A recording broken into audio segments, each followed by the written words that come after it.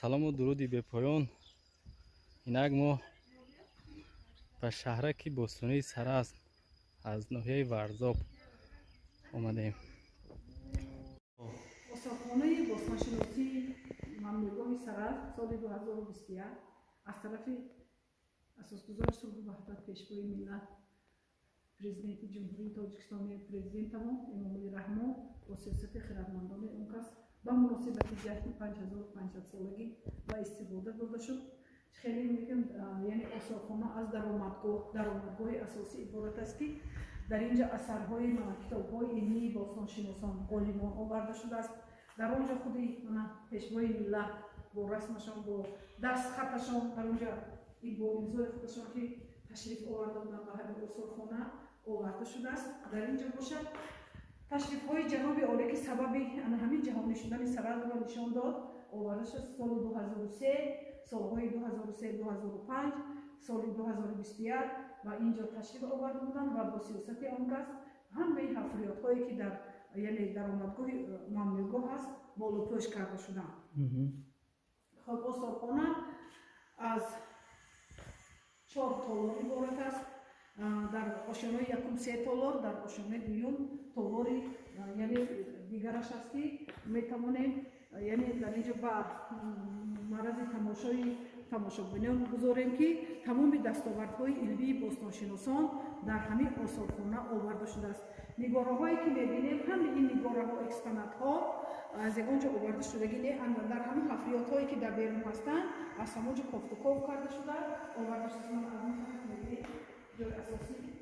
خب اساسی سبب همین با جهانی شدن سرزم همین ساکنی یکی از محلی اشرالی تایلان هستند که این کس همین تبرتیشه رو یافتند سال 1976 و همین عبدالله اسحاق نخستکشاف سرزم اساسگذار سرزم یعنی آمده در اینجا اولین اکسپدیسی باستانشناسی رو سر کرده از سال 1976 سر شد تا حاضر این حفریات‌های باستانشناسی یعنی عمل میکند. از روی گفته عالمانی که در این رسم میبینیم عالمان ایتالیا، امریکا، فرانسه از روی گفته آنها سرز به عصرهای سنگ آخری عصر سنگ اولی عصر برنجی به تعلق دارد.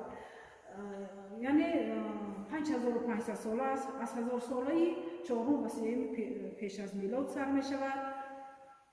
خب در این شهرک سرز اولین شهرک است. از روی گفته عالمان جهانی اولین شهرک در آسیای مرکزی است که در اینجا تمدن کشاورزی یعنی آغاز تمدن خلق تاجیک است.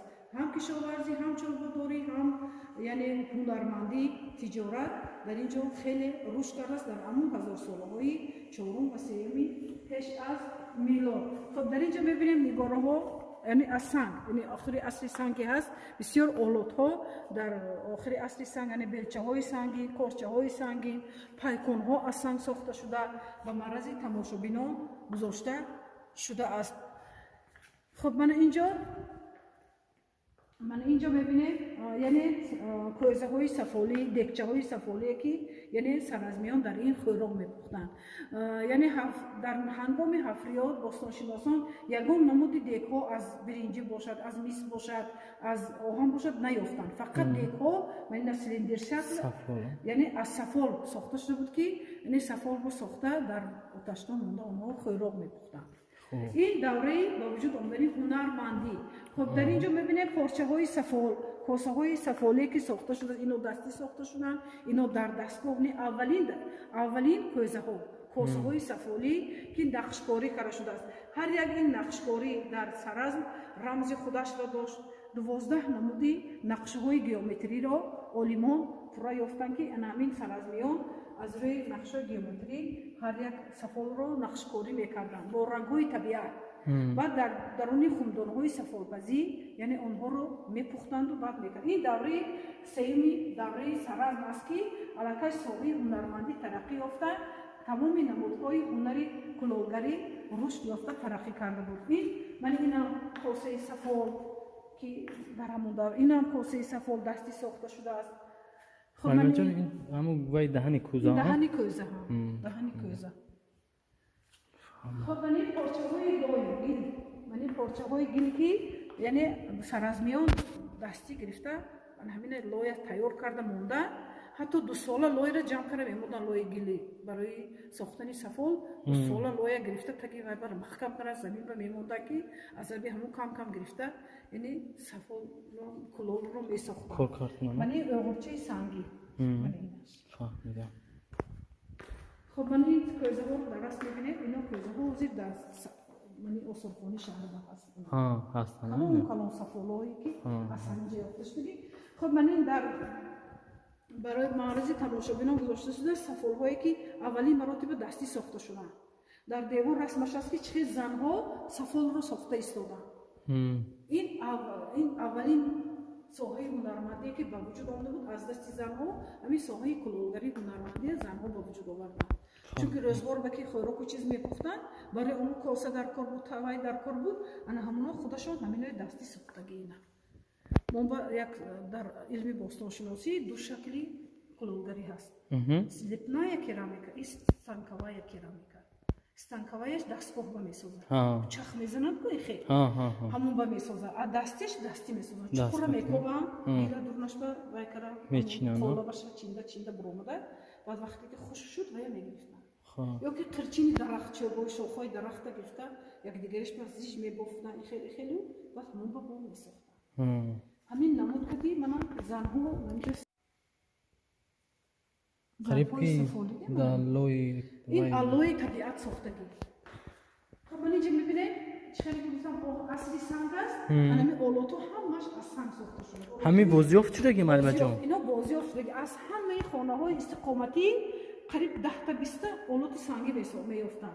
چون اصلی سنگ شد که آلاتای تکنیکی خانه‌شون همش از سنگ بود. من اینجا دوره اولی سر از میونه که مردها در لب دریاها منن از سنگ گرفته کار کردن هر گونه آلات‌های مهنت ساخته ایستادن. همین دیوار بر رسم همش حیات اقتصادی مردمی سرراز آوردگی از دوره اصلا ترقی یافته تا دستگاه بافندگی آمدگی. من اینجا ساختنی من علاقه در دستگاه سفال ساخته ایستاده است. من نقشکاری کرده شده در سفال‌ها بیشتر زنها رسم کشیده ایستادن. همین اساساً رسمی که در کوزه کشیده شد زنها کشیدگی. این سنگا معلم جان چی خاصیت داشته باشن؟ این سنگا بورسنگ میگن. بورسنگ ترازوی و بعد من این دستگاه‌های وایش رو می‌آویختم. دستگاه‌های بافندگی و وایبا می‌آویختم میشه کرده. خب بورسنگ میگن. خب اینجا البته استحصالی قرقاشی نیست. قلعگی یعنی البته اینها از طبیعت آتش کرده وقتی که آتش میکنن همینجا به قرقاشی آب شد البته یاد گرفتن. از آن همین قرقاشی می‌ویس کارت‌ها می‌ساختم من. کار تبرکش همین این دوره علاقه با وجود آمدن عصر برنجی است. خوب من اینجا دستگاه بافندگی من زنها پوست‌ها رو تازه میکردم. پوست‌های حیوانات. چون اینجا بسیارتر حیوان استفاده خوراکشون رو گوشت گوسفند استفاده می‌بردن. گوسفند برچه‌های 1 ساله 2 ساله می‌خوردم. اونجا وقتی که حفریات‌ها کردم غرام استخوان یافتم. سنگ غرام میکردن بالاش به گوشت پروفته تگش به آلوب میکردن. عقباتوی سنگ میبرنده آتش بود اما گوشت میپزوندن. و اونو گوشت با همون گرمی سنگ ما. من اینجا برای تازه کار استفاده از پوست. از پوست پای افزار میساختن. از پوست لباس میساختن. علاقه از پش دستگاهی بافندگی ساخته. در دستگاه لباس برای خودشون لباس تیار میکردن. لباساشون بسیارتر از پشم همین حیوان بود چون که گوسفنداشون بسیار استفاده می‌بردن. چون که اینجا ترقیات پیشروی و چارواداری که خیلی روش کرده بود. این سنگ برای چی؟ این سنگ برای هموار کردن هم پوستا. فهمم. پوست تنک شده هموار میشد. فهمم. همینا بازیافت شده همش ها؟ همینا همیش بازیافت شده. تالار اساسی تالار دوم تالار با این بخشیده میشه به ملکه سرز. خوب. این اساس یعنی جهانی شدن سرز سببگاری این قطر یعنی سرز با قدیمه گفتن و در جهان معرفی کردن همین قبر ملکه شد اساس شد و همین قبر ملکه سرز سال 1985 عبدالله جان اسحاقوف این قبر را در حفریات اصلا آخرانگی 13 یافتن. اونجا ایجا آوردن با. قبر من در خانه استقامتی. خانه استقامتی ما بین خانه و 3 метр чуқур болош ба санг партофтагӣ вақте ки санга мебардорон ин қабр мебурад. хай ва ин мард ин кӯдаки 10 сола анавай тухони баррача ин худи Малика. Малика аз тарафи бостоншиноси Өзбек Телман Хоҷаев пурра амалискара шудааст. То 25 сола синни солаш аллакай модар шудагӣ, чунки ҳамон давра синни солашон инқадар умри дароз набуданд. 30 сол то 25 ман хеле умр медидам. бо мегӯям ки одамои даври пеш қариби то 200 сол 400 сол не умри дароз надоштанд. ҳамон рӯз якҷон дар табобат мекунем умромаявай мекунем ки ино рост мегӯям хеле касал мешудам. масалан як ҳайвони дар тавбат кара наметавонистанд. хуб манин бо тамоми ороишоти замона гӯр карда шудааст. тиллоям дорад, уқрам, ақиқ, мис ҳама ороишот дар карда мешаванд. дастош ба дастомаҳои гӯштмоҳӣ дар рӯш матои хеле қиматбаҳо пӯшонда шудааст ёфта. хеле бештар пӯшондагӣ ҳамон матое ки ҳамин самчаҳои майда дохта ки қариб 4000 та самча мебурад. Абдуллоҷон исоқов ба асарашон намистем ки мо ҳатто шумурда натонистем ва монанди гандум буд вай самча. ҳамин самчаҳо бошанд. ҳамин самчаҳо мато пӯшондагӣ. хай Маликаи Саразм номашон чӣ буда? номашон Маликаи Саразм. модаршои Саразм, Маликаи Саразм. ин кас ки инаш инаш мард ин ба даст надорад буда. ина ҳама хеле гӯр кардагӣ. ина синни солашам чунки ина гӯр кардагӣ ки ин бад гӯр кардагӣ ё бадтар ё пештар гӯр кардагӣ ина вай накард. Лекин ҳамин қабре ки ёфтан ҳамина монда. ин ансамбл мешад аллакай ин қабраш кардем. фаҳмо. ман инҷа ба муносибати вай муҷассамаи Саразмна муҷассамаи Маликаи Саразмна инҷа ба овардан метавонед сурат гирем ва суратонатон гирем. майли шуд. рангин бошад вай бошад анами дар ҳамин рӯи қабр матои рӯи қабр ки ҳамин рангаш ҳамин часпида мондагӣ. ин лой не лой лой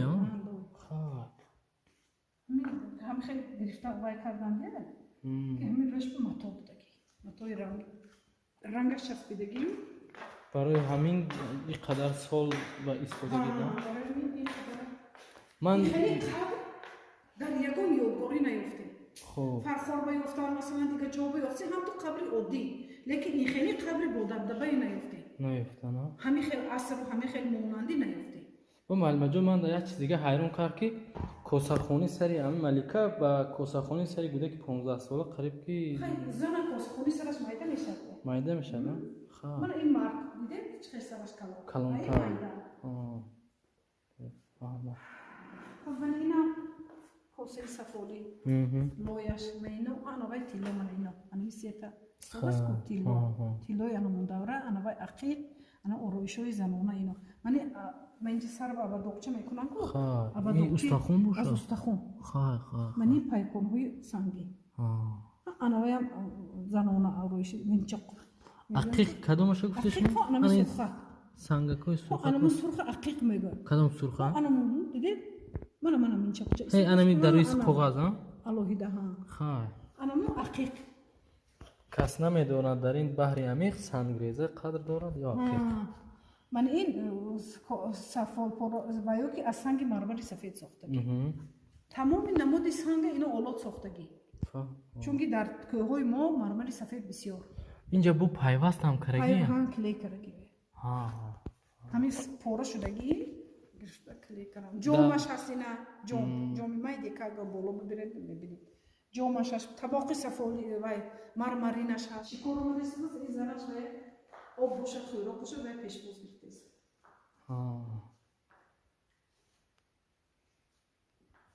давори қадимтарин ва одамо қадошон бисёр ин попушӣ боша маълимаҷон не ин попушӣ не ин мис ҳам барои зиндагӣ попушӣ не қолаби шудгор барои шудгор гуфтагӣ замина бел барина ҷои бел мани вай зернатёрка фаҳмо орд мекунем орд мекунам кофта дурни хӯрокошон ба шӯрбоошон ҳамеш ҳамин гандум шӯрбо ҳамин хонаҳои истиқоматӣ ба ҳамин хеле бисёр ёфтагӣ ҳамошон доштагӣ ҳар як дусета чорта панҷта قریب 2000 تا 3000 تا اولادی سنگی افتاد. ولی استخوانی گاو یا انم این گاو تو داره قدیمه گاوش. این رنگ بوی والکو. همون داره بعد هم داره قدیم هم اوتی هم جو بودگی همیشه بیام بودگی همین گاو. این استخوانی گاو در نیامی عبادتگاه یعنی همون معبد آتش بیفتن. که در همون داره عید میکردن جشن. عبادتگاهشون آتش بودگی ها؟ عبادتشون آتش افتاد. گرمی مثل عبادت میکردن. بعد همین گاو همچون قربانی میکردن و همینجا پخته میخوردن و ایداشون میگذارن. خب میدونی رنگی وای چیزی قدیمی وای قربانی میآوردن کو در کوهینوی وای اینو گاوا زیاد پرزنتشنی میکنن. من اینجا رسما سر از میو گندم خورده من از آنش کوفته استاد همسرش انا اوایل دیده گفت بسیار حیوان مقدس بود. زمینش رو گور میکرد شیر میداد. همه چی قریب کردن. بسیارتر کشاورزا بودن اینجا. از سببی بدنایی چون که اینجا به آب اختراع باید بود. آباشون اینو تماس کشیدن اینجا پرتفون بودن. خب آب من پایون دریای زرافشان پایون به اینجا برامدی. آوردن نخوردن یا چوبا کفتن چوبا دیگر آب نامد. خب همین کم کسی آب کتی اینا مونده رفتن. بیشتر از 1,500 سال زندگی کردی تا اینجا باشه. دیگر اینجا به زندگی وجود نداشت. فهم. مردمای ما همش بالا رفتن طرفی ترکمنستان. اینجا چی باشه؟ خب اینش هم لاتای تاریخی. اینجا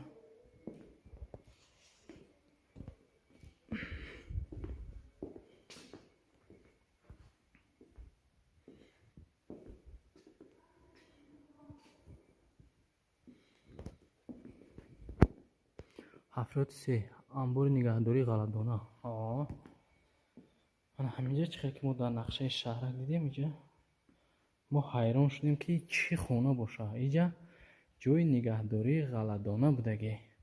افراد 4 عمارت مذکور همچون با شکل آفتاب ساخته شده است.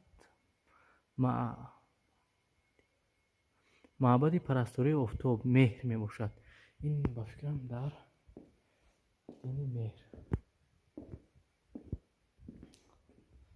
این اوبشان آمده در اینجا حوزک خیلی بسیار خوش رو زندگی میکردیم. سرزم باستانی همه اولادها از سنگ.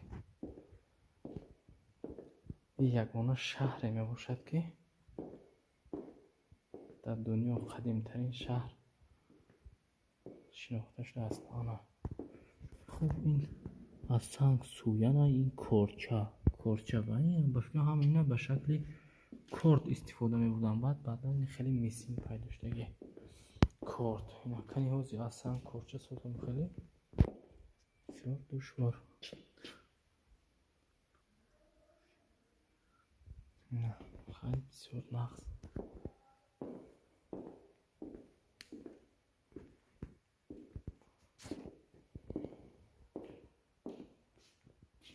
سرزم باستانی استفاده دادگی نبوده. خیلی بسیار شهرکی زیبا. سرزم باستانی خیلی تحقیقات گیومتری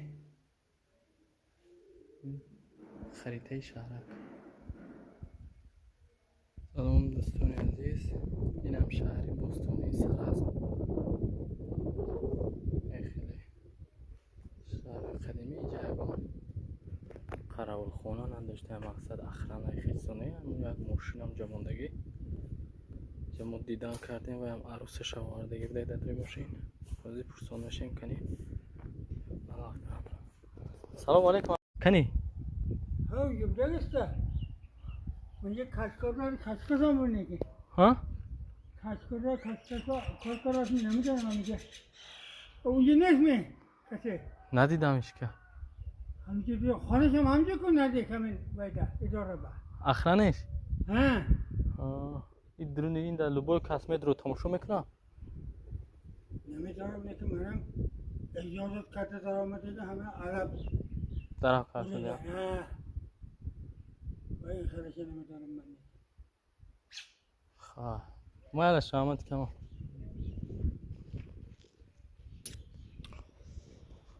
خب ما پرسان شدیم اینجا خیلی این کس اخرانانه شهرک رنگی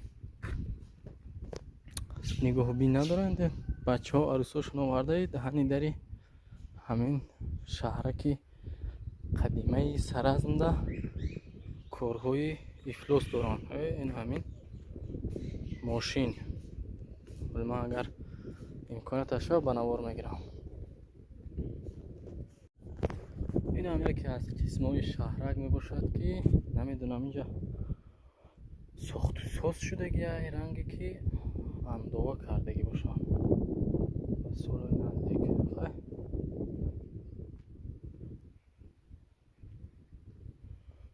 نه اونقدر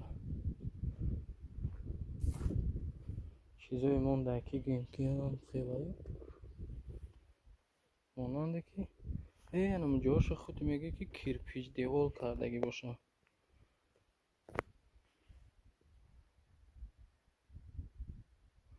خیلی 5500 سال اینم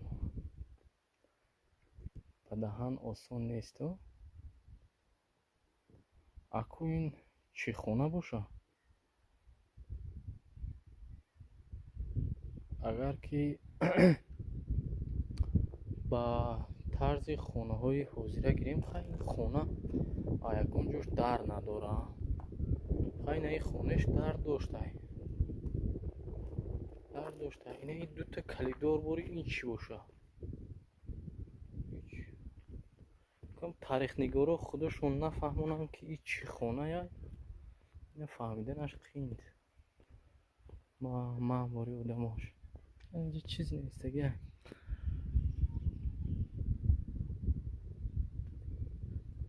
حفریات 3 در حفریات 4 من این عکس معلوم که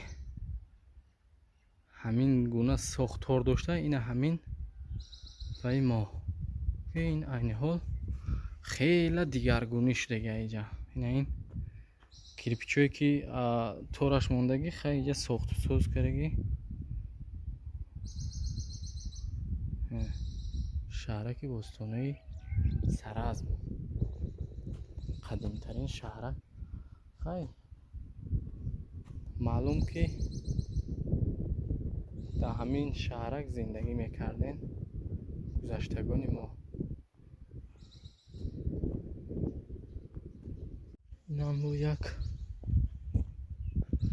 دیگه چی باشه نه این چی باشه یا ساختگی هاشون اینجا ده چی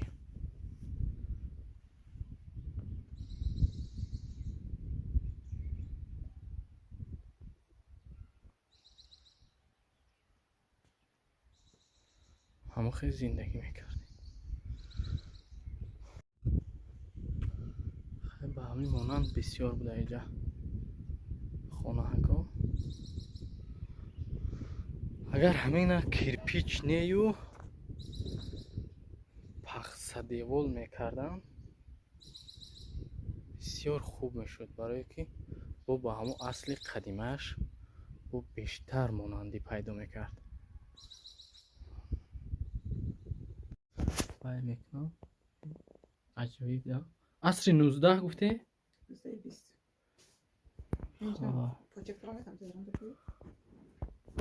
قریب که در خونه های مقرره مونن.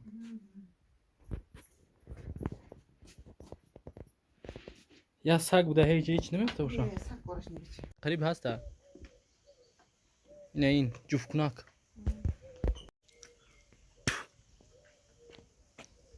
خواهی نه عربا